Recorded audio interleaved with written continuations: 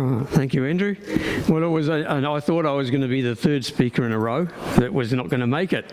We had, I think we used to call it at work, something that almost happened, a near miss. We had a near miss in our house because our grandson Benny, who's 15, he comes and says he's not going to football practice, too tired. And I thought, oh, goodness me, that doesn't sound like Benny at all. He loves football practice.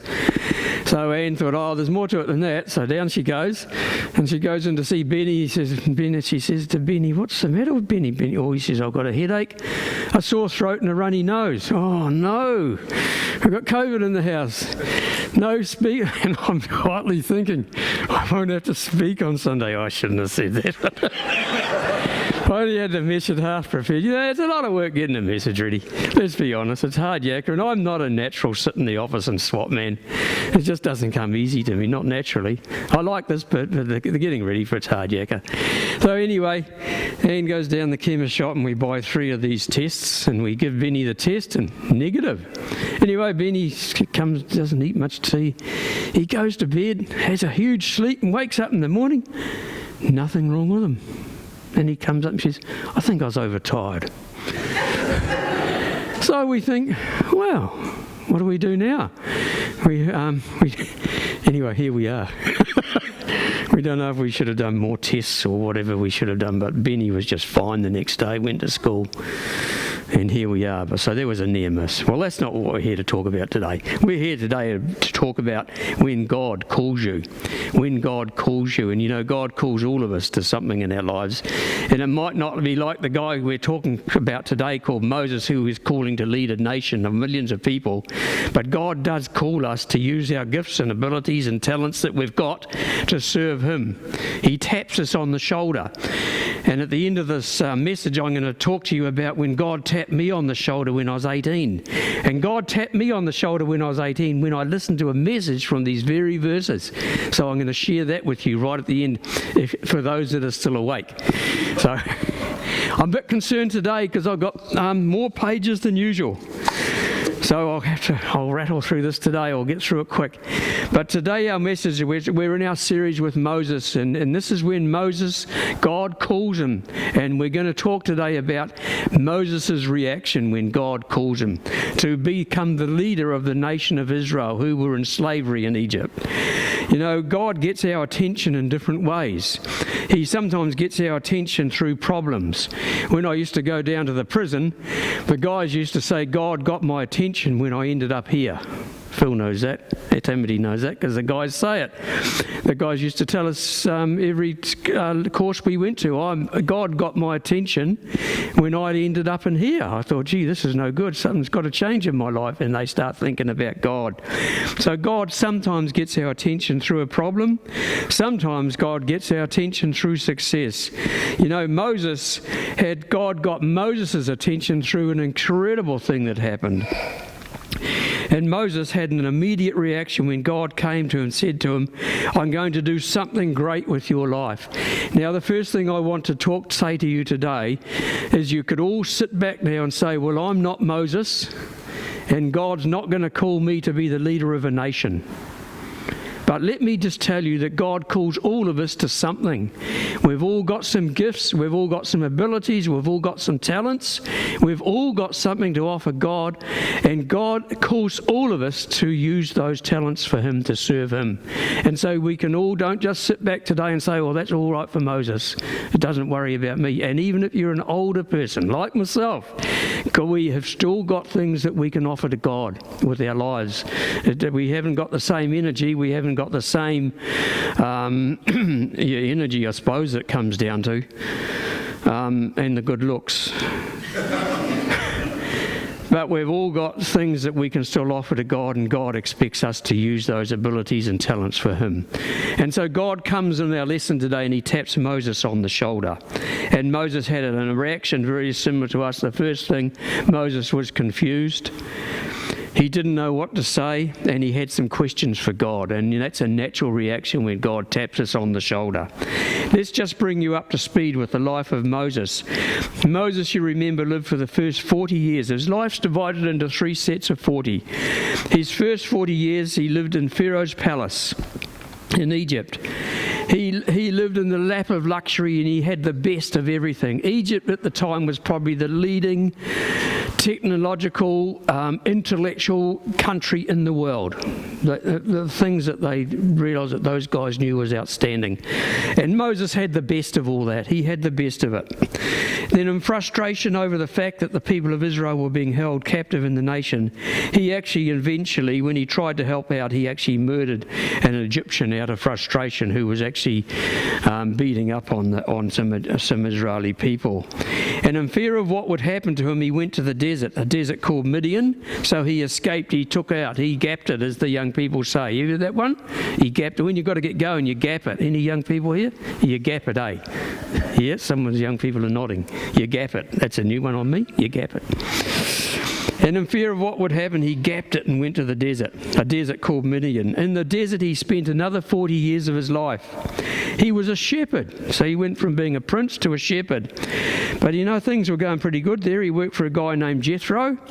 He married the boss's daughter, and he was in line. Jethro was a real rich dude, and he was in line for the old inheritance. So things were looking good. Everything he touched was turning to gold for Moses. As I say, he married the boss's daughter, and he's going to inherit the family business. He's got a perfect life, and he can see his future laid out for him. Things are pretty cool. But then he runs into a problem, and this problem is a burning bush. There's a picture up there. This is a bush that's burning, and it's not being consumed. None of us have ever seen anything like that, but it was amazing. And Moses, who knew this, he knew this is something different. What's going on here? This is amazing. A bush that's burning. I've no idea of how big the fire was or how big the bush was, but you know what? God succeeded with that burning bush because he got Moses' attention. And God gets our attention one way or another. I'll tell you about how he got my attention when I was 18, if you're still awake at the end of the message. So Moses runs into the problem, this bush. It's not a normal bush, it's burning. And this is what it says in the Bible in Exodus chapter 3, where we are today. It says, one day Moses was tending the flock of his father-in-law Jethro, and suddenly an angel of the Lord appeared to him as a blazing fire in a bush. Moses was amazed because the bush was engulfed in flames, but it didn't burn up.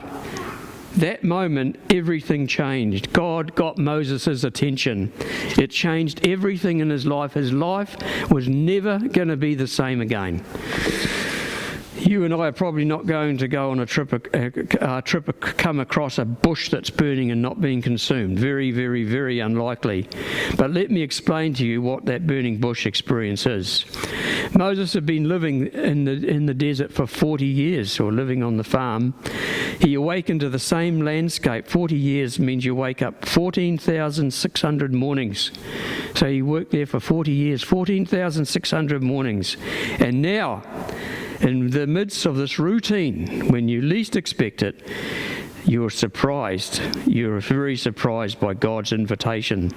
What made this bush extraordinary was the fire. And in those days, the fire was a symbol of God's presence, and Moses knew straight away what this bush meant. He knew it was God. He knew it was God. It could only be God. Look at what happened when Moses began to approach this bush. In Exodus 3, 4 and 5, the verses are up there. It says, when the Lord saw that he had caught Moses' attention, and that's what God wants to do. He wants to catch our attention.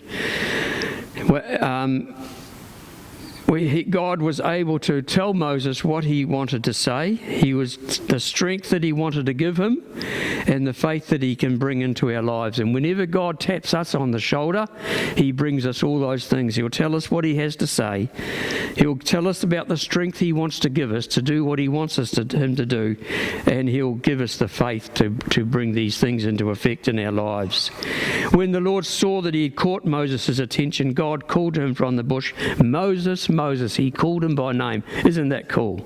God called him by name. Moses, Moses. Here I am, Moses replied. Don't come any closer, God said to him. Take off your sandals because you're standing on holy ground. I think it's amazing. I think the amazing thing is the first thing Moses heard was his name. It became very personal, and God can be very personal in our lives. This was a personal experience for Moses. Moses hears this great thing that God wants to do, and Moses, of course, has got some questions. When God told Moses what did he do, Moses said, "Oh no, that's not me. I think you got the wrong guy, God." So we've got 4 questions that Moses asks God and tells God about things, and possibly they're the 4 same questions that we well may use if God taps us on the shoulder. He wonders how it's going to work. How's this going to work out, says Moses. He asks the same kind of questions that we might be asking God when God asks us to do something in our lives. And once again, let's not forget that we're not Moses. We're not going to be called to be the leader of a nation, but God may well tap us on the shoulder to do something for him. And it doesn't matter what it is. It'll be something to do with some natural gift or talents or abilities that you've got. So here's the first question that Moses asks. Who am I? Who am I to do this? If you ever get asked to do something, some people, the first thing is say, well, who am I to do that? You got the wrong guy, okay? So Moses is like everyone else, and he says to God, who am I? You've got the wrong guy, God. Who am I to do this? How can I do this? In Exodus chapter 3, Moses says, who am I to appear before Pharaoh? God really knew what he was talking about.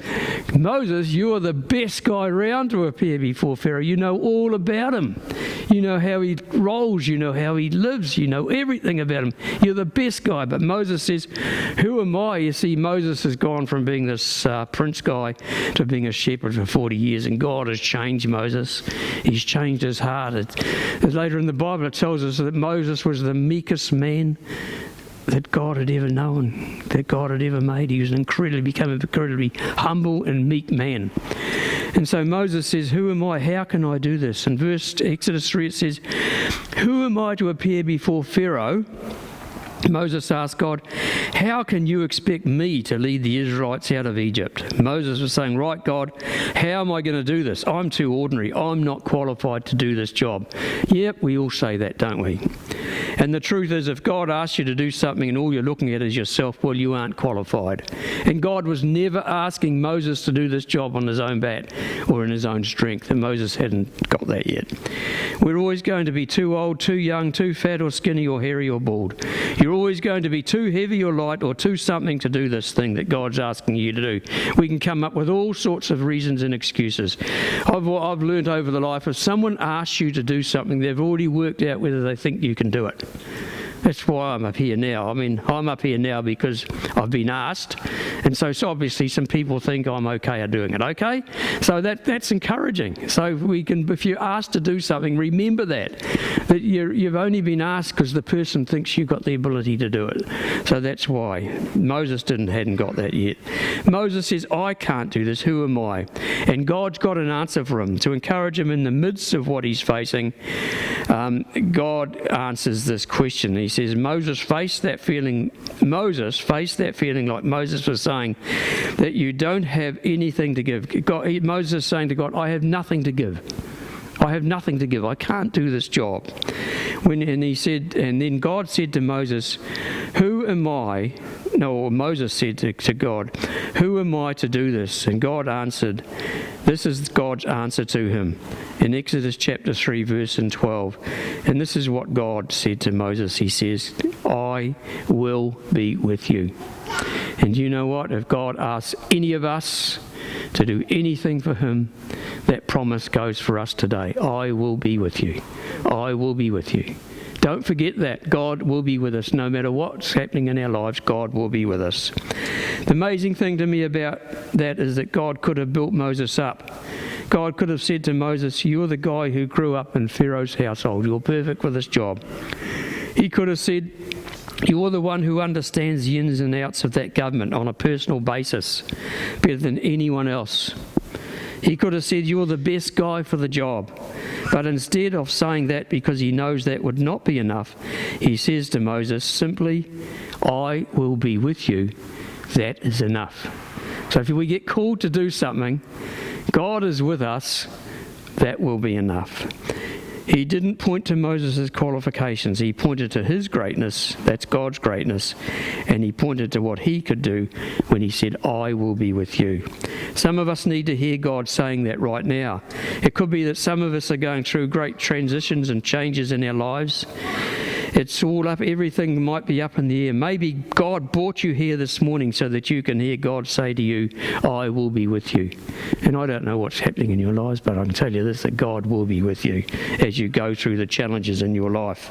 Some of us are going through problems in our lives, and it's never been tougher, and we're wondering if we're going to make it. And we can all be assured today of God's strength as we face the issues and things that we have to handle in our lives. Some of us today may be feeling like God's tapping us on the shoulder and he's saying, I want to do something in your life. And you're not sure if you can do it, and God wants to say to you, I will be with you.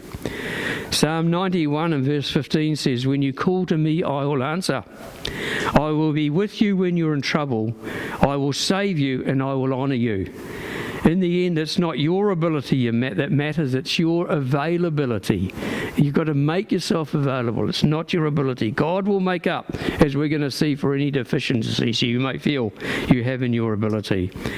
When it comes down to it, if God asks you to do something and you don't have all that it takes, don't you think that God is more than able to make up for your lack of ability? Of course he is.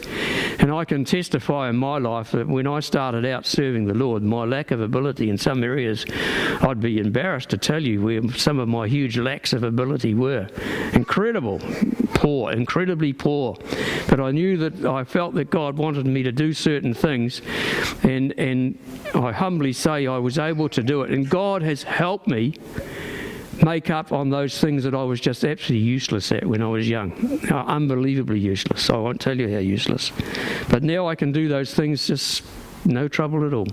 And I can just tell you that I can believe it's God's asked me to do something, and then he gave me the ability to do it. Okay, that's why the person who isn't very able, but he makes himself available to God, can do great things, because God can make up for whatever lacks or gaps there are. If it's your availability that matters, that's what makes a difference. All of us feel inadequate at times. When we feel inadequate, a choice you can make is to trust in God's love. When you choose to trust in God's love, you get a sense of strength and security that comes from the greatness of God's love. And you know, that's real cool, because sometimes when you're doing this job, things aren't going good. And it's really neat to be able to look back and say that I'm doing this job with you, Lord.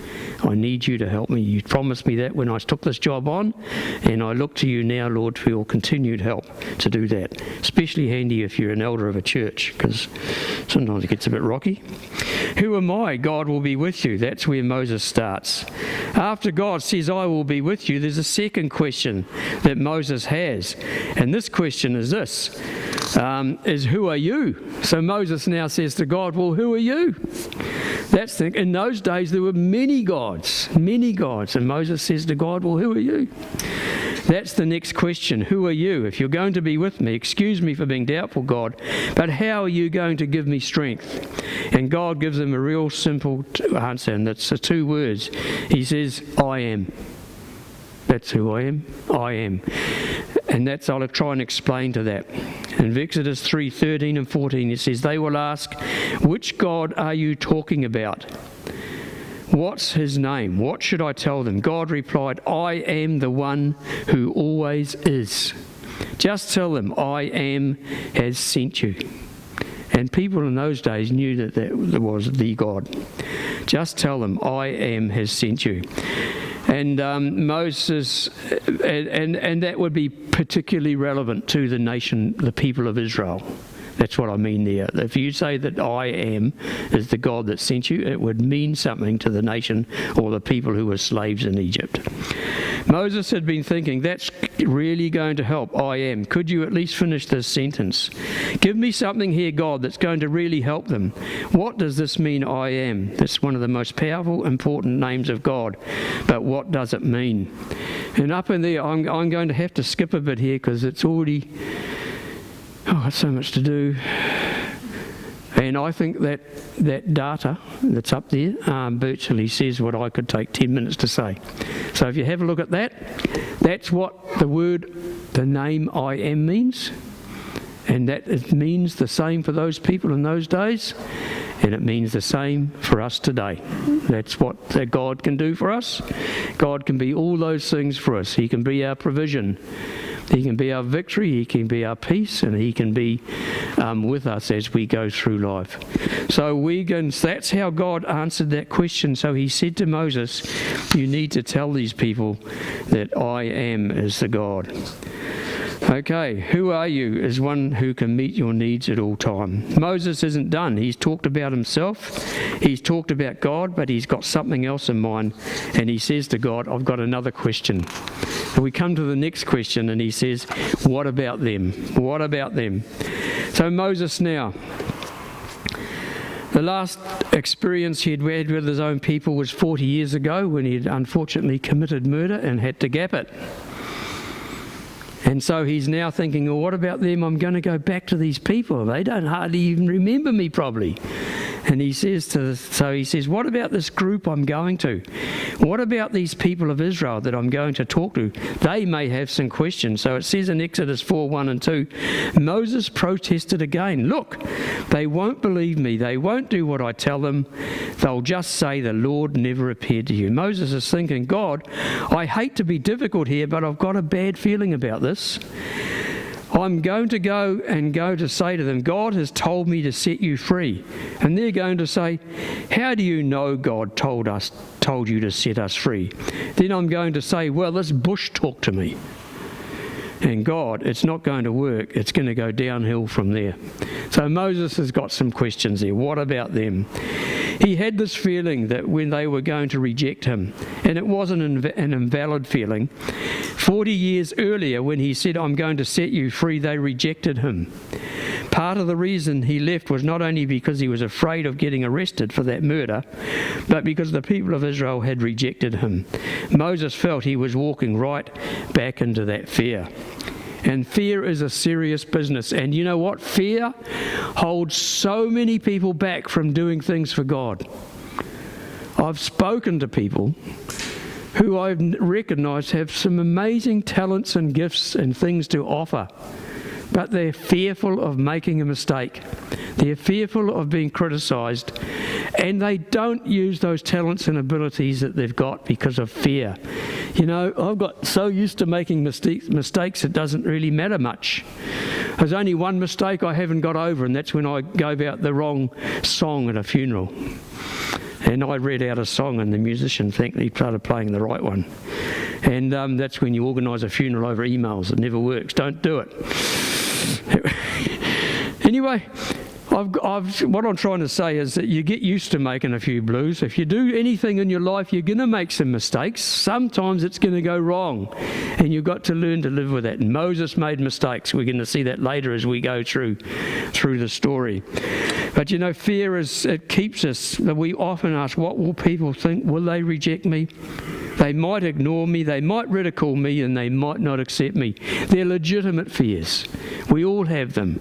And people just often pull back because they're worried about making a mistake. Here's God's answer to Moses. It's amazing. They won't listen to me, Moses said. And then the Lord said to him, what do you have in your hand? A shepherd's staff, Moses replied. He'd had it in his hand most of the day for 40 years. And you know what? God said, what's in your hand? You can see what God's doing. God is saying, Moses, get your eyes off them and just look at what's in your hand. Get your eyes off the unknown and get your eyes on the known. Get your eyes off what might happen or what they might say and look at what you have and what I can do. Look at what's in your hand. God's taking a familiar thing and he's using it then to take care of Moses' imagined fears. The text goes on and it says this is what God says to him. God said, throw it on the ground, the staff. So Moses threw it down and the staff became a snake. Moses was terrified, so he turned and ran away. The Lord said, take hold of the talent. To Moses' credit, Moses did something. We've all got to do something. Moses did something. Didn't just let God do it all. He took hold of its tail. Moses reaches out. He grabbed it, which I think took a lot of faith. But he took it by the tail and it became a shepherd's staff again. Do you know what God is saying to Moses here? He says, Moses, It's not about them. You know what it's about? It's about what you've got with my strength. You see? Moses had the staff. God had the strength. God showed Moses what he could do with that staff. Turned it into a snake. And then it came back. Do you know what Moses later did with that staff, with God's power? It's what Moses was going to hold out over the Red Sea and it split in two. It's what he's going to touch the Nile River with and it went to blood. It's what he's going to strike a rock with and water's going to flow out of it when the people needed it. You see, that's a perfect illustration of what God is saying. He's saying, Moses, forget about them. It's about you and me. And so God says to Moses, take the most common thing that you've got. And that was his staff. And what God is saying to do, I know you, I know what you've got, I know what you can do, and I want to take you and I want to use you. And that's what God did with Moses that day. What about them? That's how he answered that question. We're going to move on. We've got to move on because time's just about gone. It has actually gone. How about this? Now Moses comes up with the big one. I'm missing a whole lot of my message here. How about this? This is the big question. Moses thought, I've got God this time. This is it. You want me to go and speak to this man Pharaoh? Here's the big thing in his life, and it was genuine. I cannot serve God because of this. I cannot do what you're asking me because of this. This is the big one. Moses, it says in Exodus chapter 4 and verse 10, it says, Lord, I'm just not a good speaker. I never have been, and I'm not even now after you have spoken to me. God, I'm clumsy with words. How about this, God? You're telling me to go and speak to Pharaoh, and I'm clumsy with words. God, what are you doing? What are you thinking? I'm just not your man. Moses felt handicapped. There are all kinds of handicaps. Some of us feel handicapped by our past. Oh man, our past drags us down. We've all made big mistakes in our lives. And you know, if I'd let my past, some mistakes I've made in my life, I'd be so dragged down by it. Some of us feel handicapped by our education. You know, we should never feel like that. You might feel handicapped by your age, or your health, your emotions, or your circumstances. And God doesn't want us to feel handicapped by them. God has an answer for Moses. God looked at Moses and he says, who makes mouths? Who makes mouths? And what God is saying to Moses, I will make up for this chink in your armour. And you know what? God actually listened to Moses' protests and he gave him a helper, his Aaron. And that ended up being tragic. Aaron led the people, made some huge mistakes. And you know, if Moses had had a bit more trust, and I'm not being critical of Moses, but if Moses had just trusted God, that God could have made up for that gap in his armour, as you say, and God did. I mean, Moses goes on. He is credited for writing the first 5 books of the Bible. He has made, and later in his life you're going to see, he addressed the people. He made powerful speeches to the people. God gave Moses the ability to use words, and he became an outstanding orator with God's help. And you know, God can take things in our lives that aren't probably up to scratch, and he can make them he can make up for those deficiencies in our lives if we allow God to do that in our lives. And so that was the to Moses' credit, he then accepted the job, and he had to go back and give his father-in-law notice and say, I'm going to gap it, I'm out of here, and I'm taking your daughter with me and the kids, the grandkids. Well, I don't know how Jethro felt about that, but he says, we're on our way. Well, I've got a new job. I'm going back to the people. Incredible. And you know, God... I have to miss that. We're running out of time. But you know, I just want to finish up by saying this about Moses. It says, God, I've written now this. God wants to do something with our lives, great in our lives. And I'm not talking about being a leader of a nation. I'm talking about doing anything. that you can do for God. And he ended up doing something great in Moses' life. Moses broke through all the questions. He did go to Egypt. He did set the people free. He did something that nobody had done in 400 years. He became an amazing man of God, an amazing leader. And we're talking about him today, all these thousands of years afterwards. The big question is about Moses. How was he able to do it? And here's how he was able to do it. And it tells us in Hebrews chapter 11, verse 26. Moses, he's listed in the great guys in Hebrews. There's a list of the